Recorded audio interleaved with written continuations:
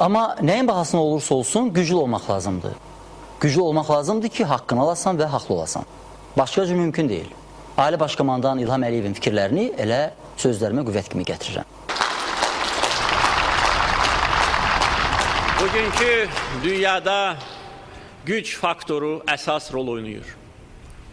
Kim güclüdür, o da haqlı prinsipi əsas prinsiptir. Bu reallıqdır. Biz real dünyada yaşayırıq.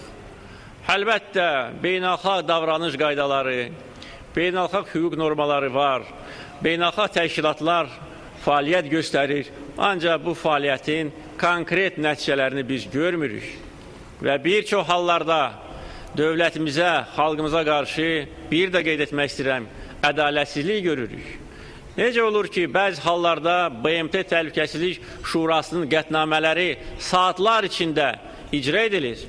Bizə gəldikdə 20 il keçibdir, bu qətnamələr kağız üzərində qalır.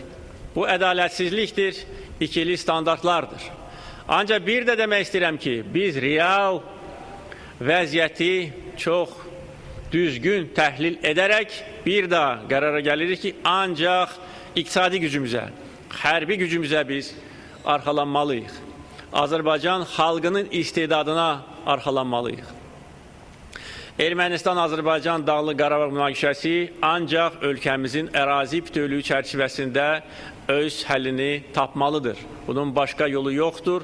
Heç bir başqa varianta nə Azərbaycan xalqı, nə də Azərbaycan dövləti razı ola bilməz.